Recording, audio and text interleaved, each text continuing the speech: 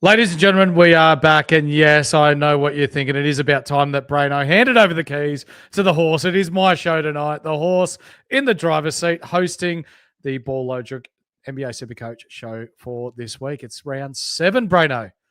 It's flying along. Yeah, round 7. It's pretty interesting this week and next week, isn't it? Like we're not really necessarily looking at availability for this week, but more so availability over the next fortnight.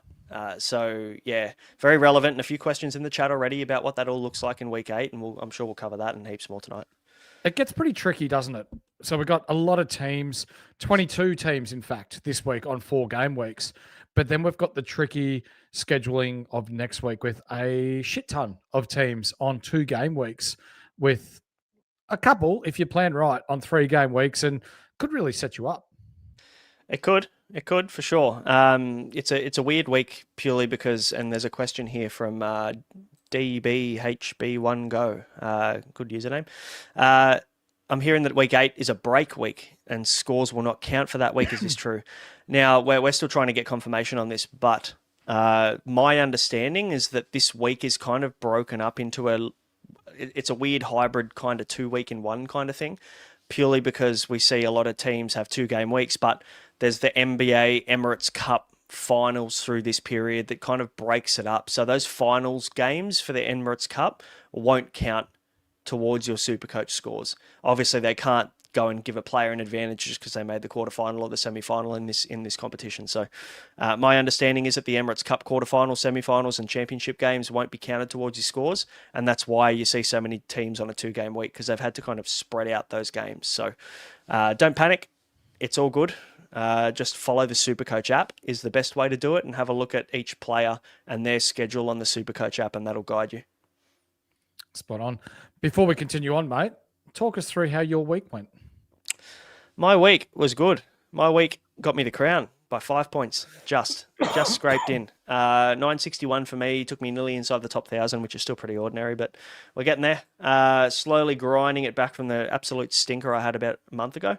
What did I do? I brought in Cade Cunningham, as did most of the players in the top 1%. He got 131. That was good from him. I also brought in Pascal Siakam. I just had a hunch on him this week, and I really like what he can bring to the table. 104 for him, and I went away from Mathurin to get Siakam, so I'm glad that kind of paid off as a gut pick. What else did I do? I brought in Jalen Duren, who didn't play his 4th game on that back-to-back, which really pissed me off. So I'm going to rage trade the shit out of him this week. How'd you go? See ya. Look, okay, I guess up into 29th, so we still saw some green arrows, and I'll get a bit nervous, Braino, because I've never been successful in anything in my life. Just ask my missus. But anyway, it feels nice. Got a couple of kids, don't you? I've got a couple of kids. Yeah, they're the best thing that's ever happened to me. Benedict Mathurin, he absolutely shit the bed. So not happy with him, and as far as I'm aware, he's gone straight away. A couple of Primos that we're looking to bring in this week, which we'll touch on a little bit later on. But Cade Cunningham came in as well. I brought in Scotty Barnes for this week. That was a little here or there sort of play, but saw the matchups, and his point guard, small forward, dual position ability sort of helps be able to free up our teams as well, and you can sort of move him around a little bit more, especially if you've got the likes of Josh Giddey. You can interchange them between point guard and small forward as well. So yeah, it's a bit of a plan moving forward, but yeah, we're doing all right. We're doing all right here. And you know what? True to form, we know he's carrying an injury tonight, old Mattrix. But 5 out of the 6 weeks, old mate's claimed the clown weeks. He owes us some, doesn't he? He does. might have to permanently wear that thing for about 6 months the way he's going, but he'll come good. He always does. He lures us into a false sense of security, old Mattrix, thinking that we're ahead, we're all good, and then he comes from nowhere. So got to watch out for him. He knows his We've ball. seen that before. Yeah, absolutely. Yep. We're going to get stuck straight into our Ball Logic NBA League, Braino. And before we bring up the top score for this week, I want to give a shout out to Justin, who is the coach of Bloom's Invincibles, who, due to his score of 966 this week, he is currently number 1 in NBA SuperCoach. All inside the NBA Ball Logic. We've got Tools Power, Adrian sitting at 3rd overall. We've got 1, 2, 3, 4, 5, 6, 7, 8, 9, 10, 11, 12. We've got 23 5 people inside the top 50 inside the Ball Logic NBA League. 817-149. It is still open. If you want to get a look at some really good teams in there that are flying along, jump in there. Have a look. Bit going on, isn't there? There's a lot going on. I was just looking at how many are in the top 100. We've got 35 people in the top 100, which is pretty cool. So, either they're completely going against us and doing the opposite of what we do, or they're just listening to you. So one of the two things, I would say that it's the latter, more so, looking at your rank. So, well done to everybody in the top 100 at the moment. League is flying. League average of 1,013 points. Everything's happening at Ball Logic, and thank you for the support. Yeah, it's great. It's awesome. Life of Paolo. Ryan. Geez, I hope that's not Hamo. 1,047 top score this week. You have won the standard squeeze pack, Ryan. So if you're listening, no doubt you are, send us a DM, whether it is on X, Instagram, or whether you're inside our Patreon. Let us know so we can send a prize out to you thanks to the guys at the standard squeeze. Now, if people are listening in and they haven't yet, like, subscribe, bell, we call it, or I call it being the triple banger. Braino doesn't really like it, but I love it. Thumbs up, hype, do what you need to do. We love it. Also keeps the lights on here at Ball Logic. If you're listening to us on audio, the 5-star review helps us get out into the ears of those that love a little bit of banter, along with their NBA SuperCoach knowledge. Now, Braino, we're going to get stuck into, once I can find the graphics, because you're usually in charge here, who's hot for the week. So where do you put this? This will do. This is why I'm hot. I'm a bit of a novice here at Ball Logic, sorry, ladies and gentlemen. So you're going to have to get acclimatized to a bit of a slower horse in comparison to the big Braino next to me. But Braino, Anthony Edwards this week led the way, 136. He did. I was tossing up between him and Cade, and it was only 5 points difference. But the extra 2.4 million meant that I could have got Cat over Duran. Really wanted Karl Anthony Towns last week. I just, loved the matchup of game one. And of course, he went and got 50, but then he shit the bed and did nothing for the rest of the week, thankfully. Shout out to Whisperer and Mattrix, who went the early crow on him after one game because they both captained him in the chat, calling us all spuds because we didn't captain Cat and because we took the safe option in Jokic. I think Whisperer's words were, anyone who captains Jokic on a 3-game week sits down to piss. And you know what? I'll sit down to piss if I can outscore them with my captain every week. That's completely fine by me. And shout out to Whisperer. Just overtook him in the rankings as well. So thanks for that one, mate. Shots fired. There you go, ladies and gentlemen. Believe it or not, we have an equal top this week, and it's Josh Hart from the New York Knicks, someone who probably isn't acclimatized to being this high in any sort of ladder or any sort of rankings, but 136 for Josh Hart at 14 mil as well has to be someone that we're looking at. He may get a bit of a mention later on. Cade Cunningham, congratulations to those that brought him in. There were some people in the community that captained him. 131 this week. Luka, 130. Austin Reeves at 16.3 mil, 125. The best thing to come out of Sacramento since sliced bread, it's Keegan Murray, 122. He's probably one of the very few shining lights I've had this year.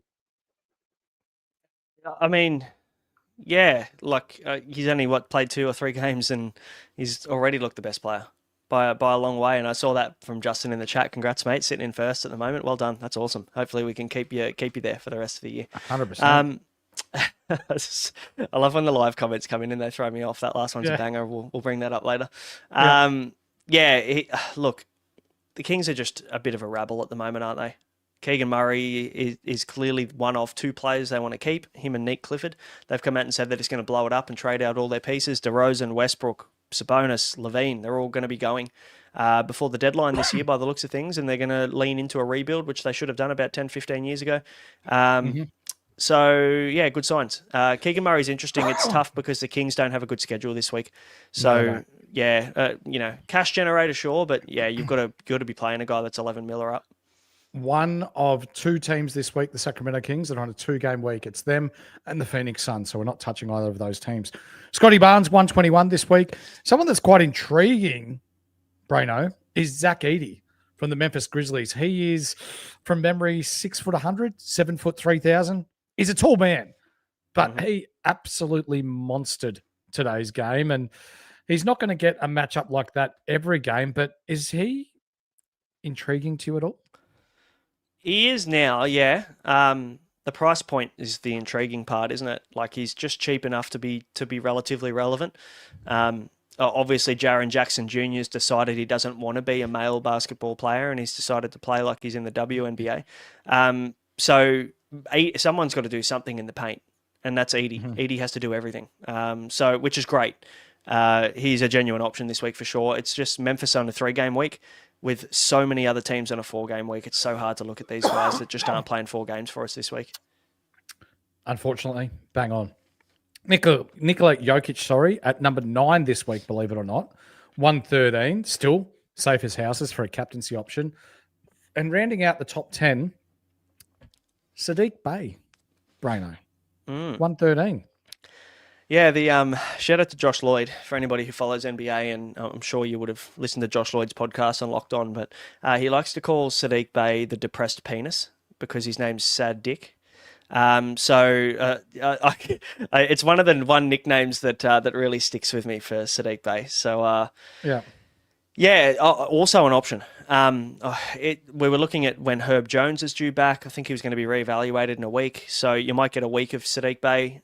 Even so, I think just with what the Pels are doing lately, their rotation looks a little bit all over the shop. Derek Queen and Jeremiah Fear's minutes are a little bit inconsistent too. They're playing anywhere from 18 to 25 minutes a game. So there's minutes up for grabs, and Sadiq Bey's probably been a standout for them. Does it worry you with Zion Williamson coming back, Trey Murphy coming back, Jordan Poole due back this week?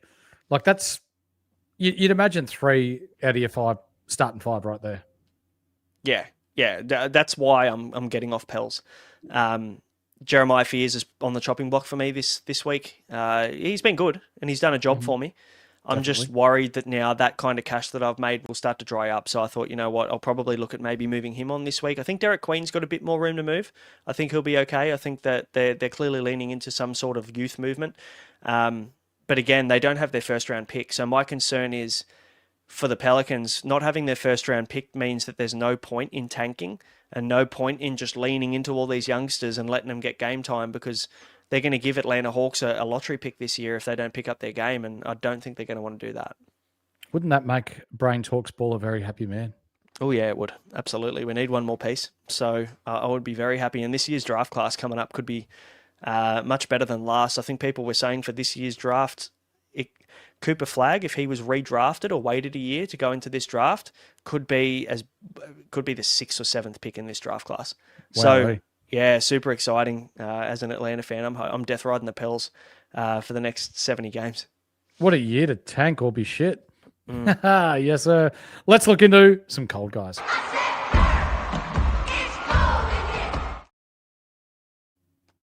And there's no one colder this week than Michael Porter Jr. from the Brooklyn Nets. He will also appear on the injury report later on. But Paul Reed and Dennis Jenkins, both from the Detroit Pistons, Braino. Some people may have got sucked in due to the fact that they scored fairly well the week before, but with the likes of Duren and Cunningham, Asar Thompson coming back, Jaden Ivey coming back, it sort of pushes them further and further down the depth chart, doesn't it? Yeah, it does. It's very minimal relevance now for these guys. Paul Reed, if you're a fantasy guy, he's a spot start whenever Jalen Duren sits. He's a really good pickup. Mattrix put up a post the other day. So keep an eye on that. If you're playing fantasy, you're playing category leagues or points leagues, Paul Reed is definitely a pickup for the games that Duren sits. Might be back-to-backs, but yeah, not relevant in SuperCoach, that's for sure. There's no pathway to minutes there for him unless Jalen Duren gets injured. For sure. Josh Minott from the Boston Celtics at 27 again. What are you doing if you've got him, Braino? Do you have to get off him, or do you just sit and hope that he may come back to relevance? See you later. Out of here. No, well, that was not easy. Interested. Not interested at all. That position in Boston is like, it's like Jordan Walsh, then it's Minott, then Minott starts and gets 12 minutes, and then Walsh gets 30 minutes off the pine. Then the next game, Walsh starts and plays. It's like whoever starts is disadvantaged. It's nearly impossible to get a read on it. So for me, I'm not touching anyone from Boston in that role. It just seems like a bit of a lottery to me. So yeah, Minott did his job for me. I'm off him now. For anyone that banked Pele Larson from the Miami Heat as a cash cow. Now is the time to get off. 31 this week, and that has stunted any kind of cash generation that Pele Larson would have been creating for you. Andrew Nemhard, 35 this week, Braino. Yes, he did miss a game, but there's just too much inconsistency there to hold on to in SuperCoach, isn't there? Have you seen Brooklyn Nine-Nine, Horse? I have seen quite a bit of Brooklyn Nine-Nine, yes. Captain Holt, when he says, vindication. That's me on Andrew Nembhard. Wasn't a fan at the start of the year, not a fan now, and it's nice to see, and maybe not for you so much because I know you're a fan, but I just feel like it's Siakam's team. It's not Nembhard's team. Everyone saw the usage was going to be great there for Nembhard. Sadly, he missed a bit of time due to injury too, so I won't hold that against him. But yeah, there's a lot of hot and cold. He's a very streaky shooter too. So for me, he's going to have those low games that produce these kinds of scores. And to round this out, Braino, there's a player that I'm going to bring up that I never thought I'd be talking about in cold guys, but it's Steph Curry, 41 this week. Ouch. Tough. He is a very frustrating own in SuperCoach. I've got him. I drafted him in fantasy. He's great there in category leagues because you know what you're going to get from him. But yeah, very disappointing in SuperCoach. He's very week to week kind of player. 1 week you'll put up 120, the next week you'll put up a 60 or a 50, and those are both in 4 game weeks because if the shot isn't falling, it's not good. So. Sad for owners, but look, you've got to move off Steph Curry, I think, and just, you've got to pay up for someone a little bit more consistent. If you didn't go Steph to Cade last week, you've got to get him. You've got to get Cade this week, I assume. You would think so. Yeah. We'll see some comments floating around the chat about Jalen Johnson potentially resting tomorrow. You heard anything, Braino? I'm just looking at RotoWire at the moment, and it doesn't have anything on here about him resting, but again, it is a back-to-back for Atlanta, so that's probably where the logic comes from. And he also had a monster game in an OT game. So for me, you're probably right. It seems like it's a little bit of a guess, but at the same time, the logic's there. In an OT game, usually he sits back-to-backs. So yeah, just beware on that as well. I don't think I would panic trade him out off the back of that, though. It's not like it's a new injury or anything. It's just going to be injury management. So for me, I'm happy to play him on a 3-game week as I did this week. And since you mentioned it, let's talk about injuries.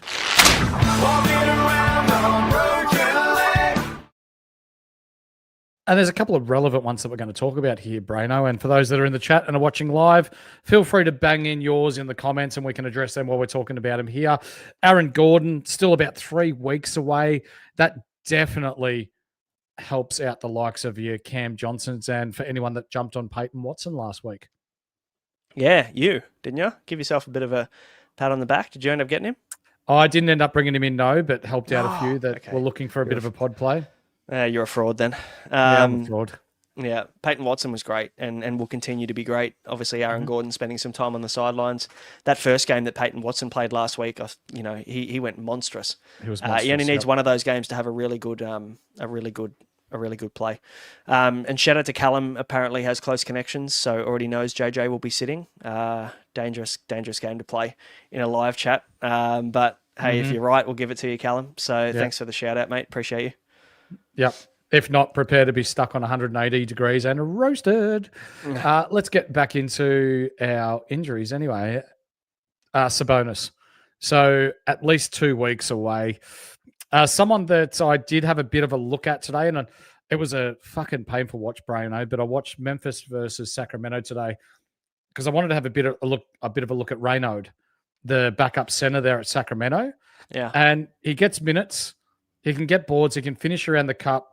But he's still very, very raw. So for anyone that's looking for a downgrade target, I don't think he's your answer. Nah. Look, I don't think a Kings player is anyone's answer ever. There's just way too much inconsistency for me.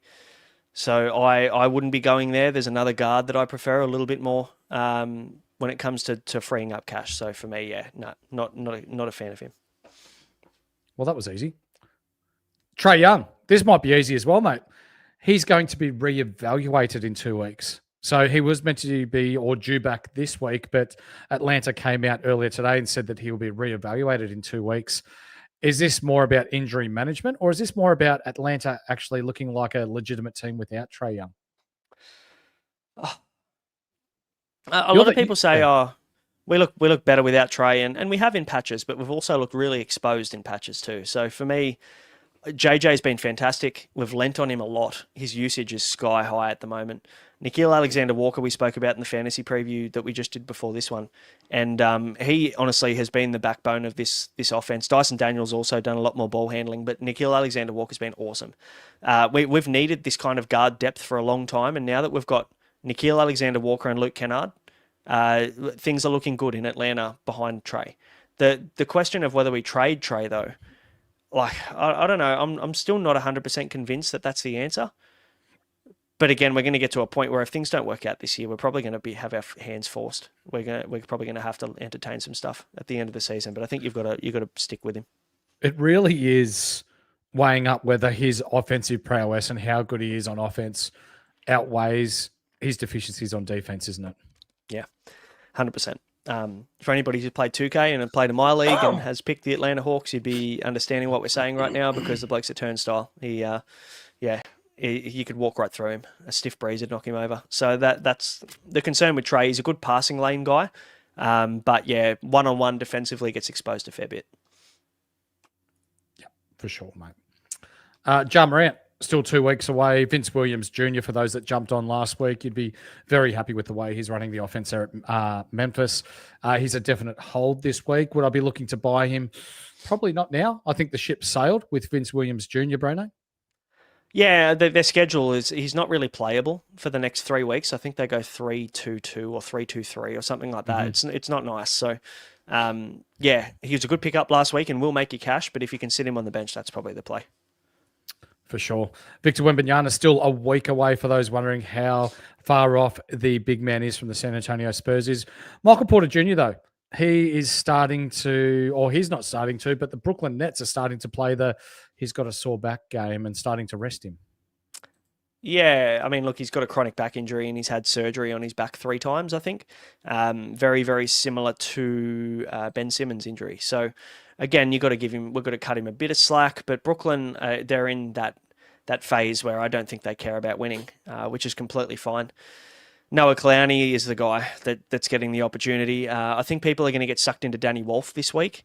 I would proceed with caution on Danny Wolf just due to the fact that, like, yeah, he played 30 minutes in one game, but then you look at every other game he's played this year, he has barely been in the rotation, with Michael Porter Jr. out as well. So Michael Porter Jr. is probable. I'm looking at RotoWire right now. He's probable for tomorrow.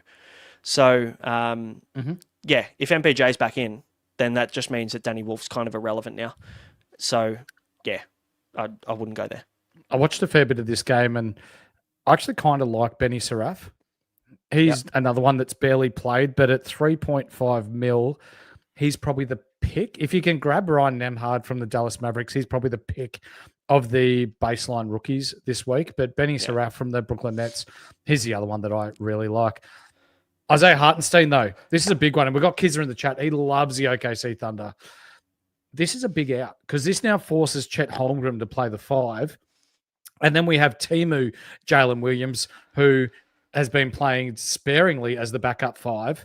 He's now got to play some pretty big minutes because outside of Timu Jalen Williams, they've got, is it Brendan Carlson? Like, he looks like a bloody librarian when he goes out to play. Like, they don't really have much depth when you're talking the footers inside. They don't.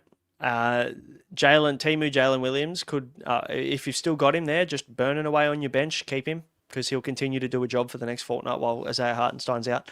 They move Chet to the 5. They can also move the better Jalen Williams, the one that's just come back. He can play some small ball 5 for them as well, like more of like a point forward type role. So, yeah, they've got so many options and so much flexibility. That's why they're so good defensively, OKC, because they're such a good switchable 1 through 5 team. Like, anyone can guard 1 through 5 on the court. So, yeah, they're just so damn good. We talked about them again in the fantasy preview about them, being such good steal streamers. It's hard to say who's going to be the main beneficiary because Chet's been really good this year. But I'd say Jalen Williams just becomes much more of a hold and much more of a cash cow moving forward for the next couple of weeks. Bang on. You nailed it. Any other injuries that we need to talk about? Can't think of any off the top of your head? OG Anunoby. So Yeah, OG good. Anunoby seems to be just moving into 3v3 contact work at the moment, which means he's probably at least another week to 2 weeks away. So I guess the Josh Hart in the starting lineup experiment becomes really relevant over the next fortnight. Knicks go into a 4-3. So very relevant when everyone else or a lot of other teams are on a 2 next week. They'll be on a 3. So the Knicks and a few other teams that we'll talk about a bit later are definitely very relevant due to the fact that they'll play an extra game in that tricky round 8 fixture. For sure. What we're going to do now is we're going to get into the schedule this week. He's heating up. Now we're talking about back-to-backs this week. The Wiz, Monday, Tuesday, they're the first team up. Alex Sarr is questionable for tomorrow. He could have been a bit of a option, I guess, for us to trade in, but not so sure with that. Is it right adductor soreness, Braino? Yeah, that's what it said anyway. So I actually really like Sarr because they're another team that go 4-3. So yeah, they're an interesting one. And if Sarr was guaranteed to be playing some extra or going to be playing the back-to-backs or whatever it be, I'd be pretty keen on Sarr this week as a bit of a cheaper option that could put up that 25 to 35 points per game over a week. So yeah, just a shame that he's questionable now because it kind of removes the certainty for me. Yeah, it does. Tuesday, Wednesday, the Knicks, Portland, and San Antonio Spurs. That doesn't really affect anyone, really, does it, from those teams? No, there's no risk there of sitting a back-to-back or anything like that. Denny's fine, Cat's fine, Josh Hart's fine, Wemby's not back yet. So, yeah, not really. Thursday, Friday, Boston, Lakers, Philly, Toronto, and Jazz. Joel Embiid won't play, but no one's really got him. Derek White didn't play the back-to-back today. Is there any risk in Luka or Austin Reeves resting the Thursday, Friday? Yeah, maybe. Yep, there is. There's always risk now with Luka. You know, when you get early season injuries, there's always risk that they're just going to take time to sit their guys, especially in easier matchups. Who are they playing? Do you know who they're playing in those matchups? I'll quickly check. Toronto into Boston, it is a road trip back-to-back as well. From Toronto to Boston. So, yeah, worth looking at. And then they go straight to Philly for Sunday. So they've got 3 games in 4 days at the back end of the week, the Lakers. I would be worried that Luka probably sits one of these games. He's good enough to play on a 3, so that's fine. But, just proceed with caution on the Luka purchase if you're expecting to get 4 games from him. It's a tough 4-day road trip there. For sure. Friday, Saturday, Atlanta. We talk about JJ. Cleveland, they're pretty good. Dallas, Houston, Clippers. So there'll be no Kawhi Leonard. So James Harden might be a smash. Miami and Milwaukee. There's the Giannis talk again. I can't see Giannis playing 4, but we just don't know, do we? Well, he played the back-to-back in his first 2 games back. It's so impossible to pick on with him. You know he wants to play. He's not soft. He's not going to be looking to be load managed. He's not going to be excited to have a day off. The guy just wants to ball. So look, would it surprise me at the end of the week if Giannis ends up playing 4 games? No, it wouldn't. It wouldn't surprise me at all. But at the same time, we've got to remember what kind of injury we're working with as well. If it's a lower limb one, there's always a proceed with caution. Stick it across his forehead. So. A little bit risky for me. But again, we're talking about 2 guys at 22 mil in Luka and Giannis, who both can score a 4-game week type score on a 3-gamer. For sure. And then you got your Golden State Warriors. We already know Steph Curry's out. And then you got your Draymonds and your Jimmy Butlers who might not play. As we said earlier, Phoenix Suns and Sacramento are on the 2-game week. So anyone from those teams we are not looking at this week. There are 22 teams on 4-game weeks. The teams that are on 3-game weeks, however, Indiana Pacers, Memphis Grizzlies, Minnesota, NOLA, OKC, and the San Antonio Spurs. What do you want to get into now, mate? I don't know, mate. You're the man, aren't you, for this one? Lead us away. I'm trying to find what we want to talk about. Hot topics now, is it? Yeah, why not? Okay. Oh, hot. And hot topics are brought to us today by Ryan from Astute Newstead. There is a script, but I'm not going to go on about it because Ryan's someone that's helped me in the last couple of months refinancing my home loan and has saved me a bucket load of cash. So use the code INSIGHT for all your residential and home loan needs. And as someone who has used Ryan as much as only a month ago, very, very good to deal with. I like doing fuck all. He does all the work for you and doesn't charge you a cent. Braino, today's hot topics are we're going to rank the best Primos to bring in this week. So I'm going to throw out 1, 2, 3, 4, 5, 6, 7, 8 names here. Okay. And I want you to tell me out of all these players, who are the top 3 that you'd bring in. Okay. Something a little bit different, but I'm hosting, so you got to roll with my punches today. Sounds good. Donovan Mitchell, Tyrese Maxey, James Harden, SGA, Giannis, Luka, Cade Cunningham, or Ant-Man, Anthony Edwards. In terms of Primos, And the I'm three guys... considering Ant and Cade, even though they're priced at that mid-range, the way that they're scoring recently, they're scoring like Primos. So that's why I am classifying them as Primos for this episode. Yeah, and I mean Harden, Maxey, Donovan Mitchell are all in that price range too, so that's completely fair. The guys that I would consider looking at this week, in order, Luka at 1. Even though he could sit a game, he's just been so good. I think the last 3 games he put up 40 plus SuperCoach points. That's with LeBron. That's without LeBron. It's with Austin Reeves. Who gives a shit? This guy is just a freak. So for me, Luka, if you got the coin and you can make other things work and it doesn't hurt your other moves too much, I'm very keen on Luka this week as a 1-week play and then move him on. If you're looking for someone that you want to keep over 2 games or 2 weeks, I should say, sorry. Anthony Edwards is probably the next one for me. He was good this week. I was toying with getting him last week instead of getting Cade, which would have freed up a couple of other moves. So I'm a little bit annoyed I didn't do it. The only risk with Ant is that he is a very streaky shooter, inconsistent scorer, can go low. So he does have a floor on him, but he's got a monster ceiling. The benefit with Ant is that he goes into a 4-3. So they do have the 3-game week when a lot of other teams have the 2-game week in week 8. That's probably the one thing I'm trying to plan as best for as I can. Looking at Minnesota, Knicks, Houston, and a few of these other teams that go 4-3 over the next fortnight rather than a lot of the other teams that go 4-2. So I'd say Luka 1, Edwards 2. It's hard to say no to Giannis, isn't it? I'm saying no to SGA because he goes into a couple of 3-game weeks and a 2-game week, so his schedule sucks. Harden's schedule shithouse as well. They go 3-2-3, I think, from memory. Tyrese Maxey is great, but I'll pass on him just because they go 4-2. And I've never been a Donovan Mitchell guy. Giannis is probably a very close third with Cade, honestly. Like it's pretty hard to split them. But Cade's been so good. If you need the extra cash, it's Cade. And that probably makes the most sense. Donovan Mitchell, a career year so far with his shooting percentages.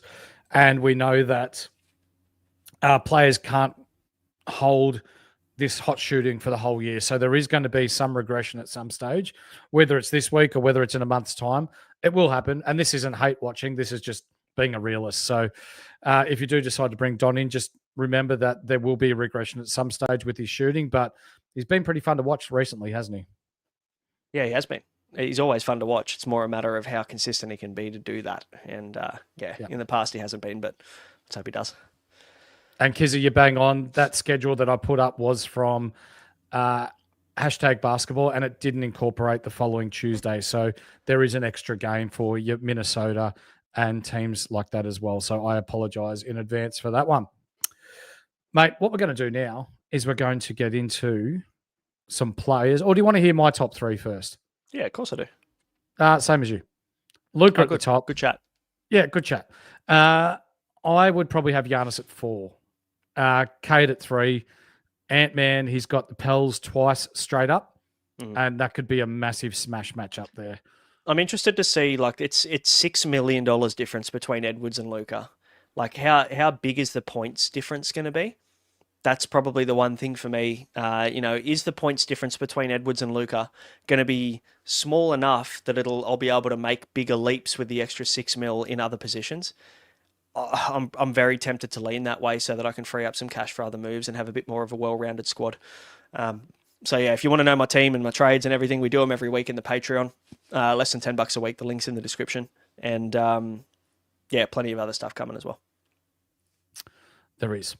Now let's look at the top 10 most bought and most sold for this week. Targets acquired. straight into it, Braino. So far, 3.2% of the community are listening to you. Luka Doncic is at the top of that list, 3.2% purchased already. Over 1,000 people have already bought him in. But at number 2, it's someone that's burnt people in the past, and they're looking to get him back now. It's Jalen Wells from the Memphis Grizzlies. Yeah, no. Negative 11 break even. Yeah, so Callum's been asking for break-evens in the chat. We'll do our best to give you some throughout the rest of the show, mate. But yeah, Jalen Wells minus 11, that's just a break-even trap purchase for me. Like, yeah, we saw what he did at the start of the year and nothing's changed. If anything, he's got worse pieces around him. And he is, again, a streaky shooter. Shot really poorly at the start of the season. Now he started to shoot okay. But for me, it's just not enough. Like, it's just a really awkward price too. He's not 3.5, 4 mil. He's 6.7. So, and again, another question is, are you going to have to play him or are you going to have him on your pine? So, a lot of considerations here. But for me, that cash will dry up pretty quickly if he doesn't score well and goes back to what he was doing. He had 5 games in his first 14 games where he did not score double digits in SuperCoach. So just beware there. He's obviously gone 7 games in a row where he's made it from 11 to 30. Last week was great, where he scored 80-odd, but don't expect that. You can expect less than that much more often, I think. Bryce McGowan's at number 3, 2.2% of the community, followed by his Pelicans teammate, Sadiq Bey, at 2.2% as well. Wow.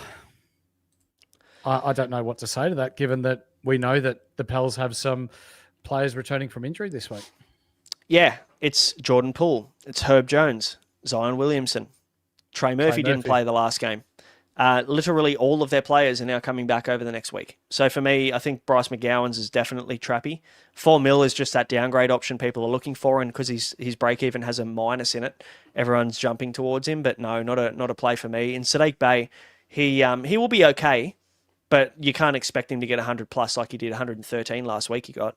There's no way he gets the minutes to be able to do that kind of stuff when Herb Jones is back in the lineup and they've got the depth on the bench. So both are fade for me. For sure. Anthony Edwards at number 5, understandable. Number 6, Austin Reeves. Number 7, Giannis. Number 8 is someone that you and I have gotten right around recently. And there was a bit of a montage of him. What does he say when he blocks a shot at the rim? Fuck no. Every time he blocks a shot. It's Jay Huff from the Indiana Pacers. 6.5 mil. It is a classic downgrade that if you want to go down from Corkbrenner, you'll bank a few mil on the bench at center. 6.6 mil, Braino. I can get around that. Yeah, I can too. It looks like he's won the starting position for the most part. At the start of the year, he was getting 10 to 15 minutes per game. Isaiah Jackson was getting center minutes. Tony Bradley was getting center minutes. Jeremiah Robinson-Earl was getting center minutes. They didn't look like they knew what they wanted to do. Rick Carlisle had no idea what he was doing with the center position. And now it looks like maybe there's a little bit more clarity there. I'm looking at. So basically, from the 17th of November, which was only a couple of weeks ago, Jay Huff only exceeded 20 minutes on 3 occasions before then. Then since in the last 6 games, he has gone 22 plus minutes in 5 of the last 6. So it looks like it's a bit more of a minute split now with Isaiah Jackson, a 24 each type deal, which is plenty of time for Jay Huff to do his thing. He is just past Wemby as the leading block player this year as well. He's got 3 more blocks than Wemby this year, which is just insane to think. He's put up 15 blocks in his last 5 games. Yeah, love it. Shoots the 3-ball really well. He's getting anywhere between 3 to 8 boards a game, and he's also scoring in double digits. What more could you love at 6 mil? Like, if you need a cheapie, he's definitely the pick over Jalen Wells. I'm just going to pop in here quickly. Justin is sitting number 1 at the moment in NBA SuperCoach. I've got JJ, mate, and I have no intention of trading him out this week. At number 9, it's Keegan Murray. Yeah, I'm not so sure about that. And at number 10, you wouldn't believe it. It's not Denny Abdia. It's not Josh Hart. It's not Cade Cunningham. It's not Scotty Barnes. It's Danny Wolf from the Brooklyn Nets. Yeah, just rewind 5 minutes. We'll talk about him there. But yeah, it's a flash in the pan type stuff for me. I think that there's every chance like that will never happen again. I mean, I like him. His game looks nice. But I just don't know whether the minutes are there. Especially with Michael Porter Jr. back in the lineup there, you'll see a lot of shifting around. And I think it's, lights out for Danny Wolf, just for now anyway. He might be relevant after the All-Star break when they just blow things up completely. But yeah, for now, I think his minutes will be limited. Bang on. Now let's go to those that have been sold, mate. And at the top of the list, we've got a few rookies here. Cedric Coward tops the list. 2.8% of the community have said, I've seen enough of you, you coward. You're out. Yeah, well, 3-2 over the next 2 weeks. Am I right in saying that? Just want to check to make sure I get that right. Yeah, 3-2. It's time to jump off. You can comfortably jump off Cedric Coward now. I think 55 break even. He only scored 32 or something, 33. So for me, it's the efficiency hurts him. The missed shots are hurting him. The lack of usage is hurting him. Even with Jar out, I thought that there was going to be a bit of a bump there, but there just isn't. So for me, I'm happy to take my cash. I made 3.4 on him. I got him at his cheapest price. I'll move on from him now. For sure. Another rookie, and this has been a topic of ours or a conversation of ours that we've had off air, and it's Con Knipple. 9.68 million, 2.7% of the community have seen enough, made 4.8 mil out of him, and now are sending him on his way. You and I are on separate sides of the fence, or either side of the fence on this one. He's got a break even of 74. I'm a seller. You're a holder. Yep. Why are you a holder? I'm just looking at his scores. Of course, people are saying, "Oh, when LaMelo's playing, Con cops a hit." There's still games in here where he's gone 25, 29, 28, 32 with LaMelo in the team. I am not trading Con because he just put up 27 against Toronto. Toronto are a very good defensive side. You know, Scotty Barnes, good defender. Emmanuel Quickley, good defender. Brandon Ingram, questionable. But for me, you know, they've always been a pretty good defensive unit, Toronto, and he scored well. Like, he's done that consistently. And I think LaMelo will miss more games and he'll get a bump here and there. Even if he doesn't score, I mean, we're looking at the Knicks where he scored -1. And I think that probably hurt his total score a lot last week. He only played 3 games last week and only scored 39. But if you, let's just say, for instance, he scores on his average of about 20 points, he ends up scoring nearly 60. Or 60 on the dot if he gets 20 points, which is his average.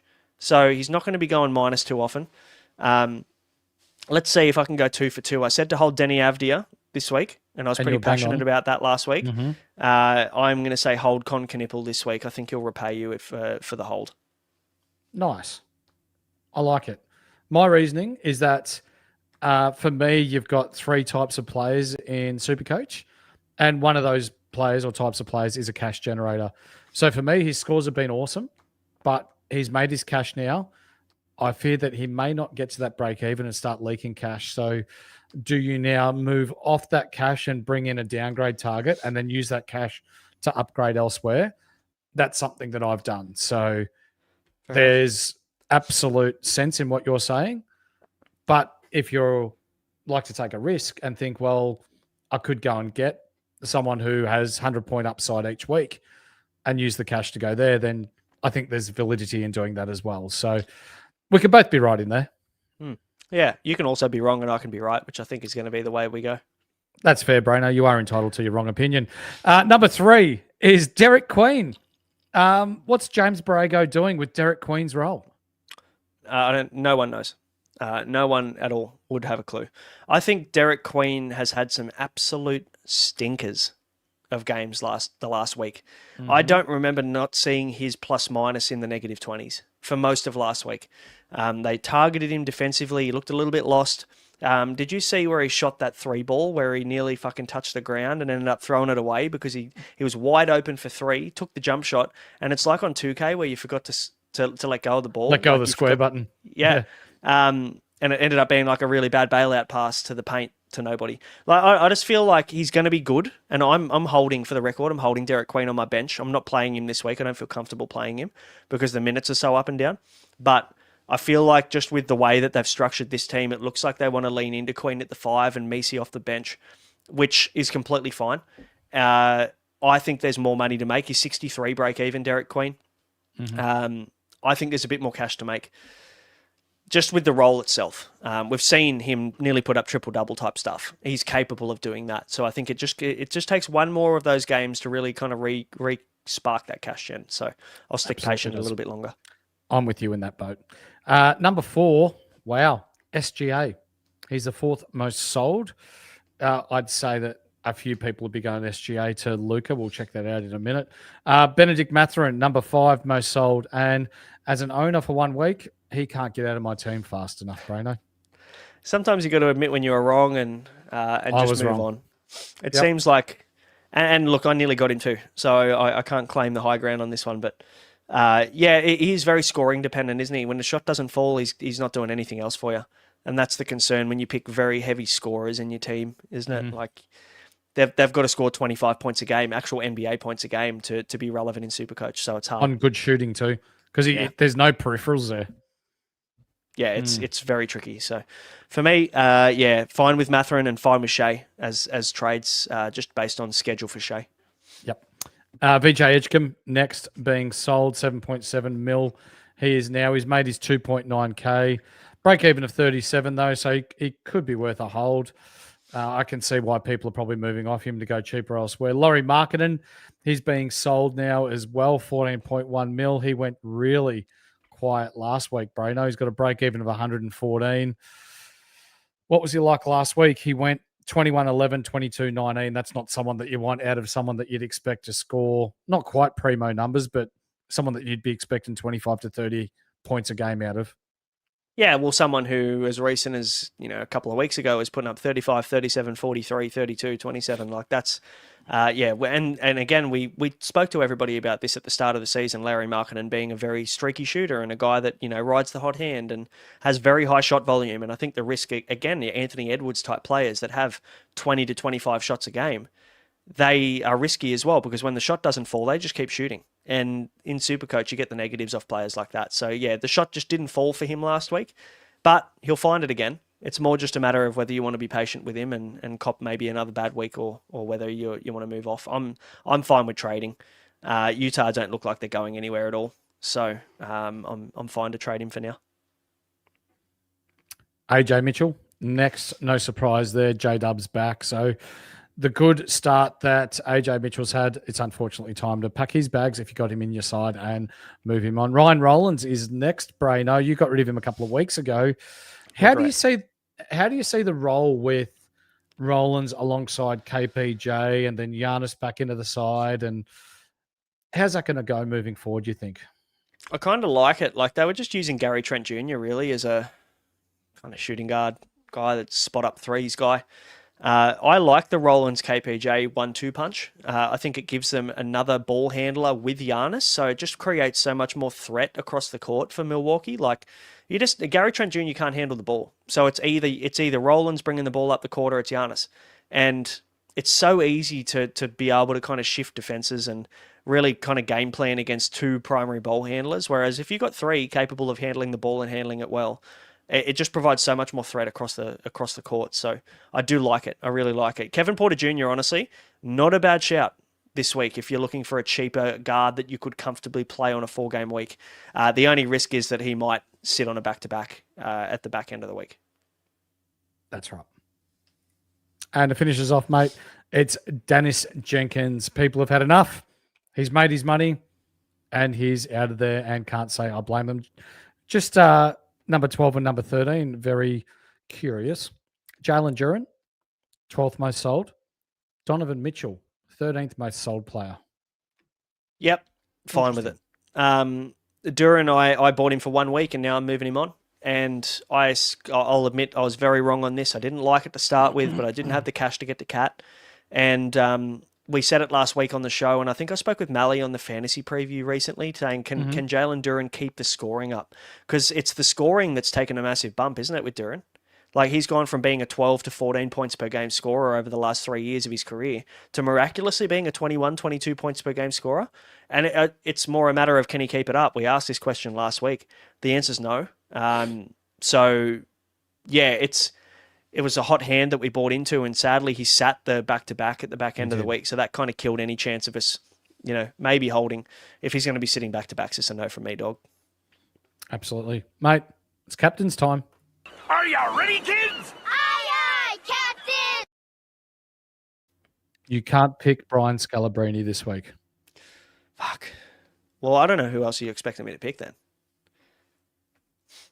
Well, it's I want Zach Rand. Can I pick Zach Randolph, captain? I want Zebo. well, bullies get bullied, don't they? Yeah. Look, you got a decision to make whether you get Jokic as captain this week or whether you get Jokic as captain this week. It's really tough, man. I'm really not quite sure which way I'm going to go, but I'm probably just going to get Jokic. That was a really good chat. Mm. Is there anyone else that you'd even think about? Luka, if you're spicy. Like, Yep. Luka could outscore him, maybe. Like, they're both playing 4 games. Again, we talked about the back-to-back rest risk on the away trip for Luka. I haven't actually looked at... Let me quickly look at Denver's schedule. I'll have a look at it, mate. I'm just bringing it up now. He has been questionable with that wrist injury, and it's not the same wrist that he's had problems with in the past. It's the other wrist. So I'm just looking at it here. They're on a bit of an away... They're at home against Dallas, and then they're away Indiana, Atlanta, Charlotte. No back-to-backs, which is very positive. So that makes me feel a lot better about it. If it was a back-to-back away trip, I'd be a little bit concerned. But for me, I think Jokic, now knowing that there's no back-to-backs, we're sweet. I'm very confident in just going with him. Having a look at the top 1% of teams for these competitive leagues, 95.7% of the top 1% have Jokic as captain. So for me, I'm not making Sam Harper captain. Scorched earth. Never. I don't think I'm ever going to pick Sam Harper again. I'd never captain Deadly either. Yeah, didn't you knock him off in the League of Insight this week also? Oh, fuck. So, no, he beat me by 3 rebounds. Yeah. Can we somehow nuff him out of the chat? Because I'm not going to hear the end of it. But before we finish up for the night, Braino, just a question off the cuff because the captain's chat sort of went really, really quickly. Who's your favorite dunker of all time? Oh, I think if you said Vince Carter, it's just too generic. Mm-hmm. I know you're going to come up with a really weird one because I think I've spoken to you about this before. It's got to be Derrick Rose. Yeah. Yes, I think so. I think it's Derrick Rose. A bit boring, but fuck, he was so good. Like, yeah, it's hard to go away from those two. Maybe. When was Aaron Gordon and Zach LaVine's dunk competition where they both just got heaps of 10s? Aaron Gordon put up some fucking nice dunks in that as well. Yeah. Who's yours? Probably one of the best in-game dunks. I've got 3 in mind. Amare Stoudemire against Golden State on the fast break. Yep. Gerald Green, that fast break alley-oop windmill. Oh, yeah. Fuck, that was nice. Yep. He was way up there. And then I had one more. Sean Kemp, where he yammed it on that bloke and then pointed at him on the ground. Yep. Yeah. Kisses on you with that as well, Sean Kemp. Oh, yeah. Blake Griffin as well, where he monstered Mozgov as well. That's up there. Yeah, as well. that was up there. Blake Griffin's fucking hard to look past as well in his prime. So, do you know Blake Griffin went like 3.5 seasons without a dunk? Really? Before he went to Detroit? Yeah, at the end of his career. The back end of his career, he went, I think it was a long time. I think it was like a few hundred games without a dunk. So, what a sad way to end. Unreal. Maybe for those that love a little bit of flashback, Gerald Henderson for the Charlotte Bobcats over Dwight Howard when he was at the Lakers, I think it was. That was a monster as well. So if you get spicy on the YouTubes and you can't sleep tonight, have a bit of a look. Or if you listen to this back, have a look at that. That's one of my personal favorite in-game dunks as well. But we're here to check SuperCoach. We're done for the evening. I'm not used to being in charge. This has been pretty good. How have you gone in the passenger seat? It's been good. I haven't had to talk as much. I mean, even though I fucking still talked. But yeah, there's a lot of June 11, 1997 Michael Jordan about me tonight. I've got the flu game. So hopefully I've been commendable enough to get us through the podcast. And hopefully I've got a voice in the morning because it's feeling a bit hoarse. Hey, you wish. We did touch on this, but thank you, Cairo. The in-season competition finals matches played between 10th and 15th of December are not included in SuperCoach. So just reiterating that. Thank you for bringing that up, mate. And that's going to do us for tonight. It's been a pleasure. We're loving this NBA SuperCoach season. We're very thankful that SuperCoach has brought NBA to this platform. We have such a great community out there. Give us a thumbs up if you're listening. If you haven't yet, like, subscribe, bell. If you're listening back on audio, the 5-star review helps us and helps the show. It keeps the lights on here at Ball Logic and at Insight and keeps the content rolling out. But for now, this is Braino. I'm Horse. We'll have Mattrix back next week with his clown wig on, and we'll see you then. Peace.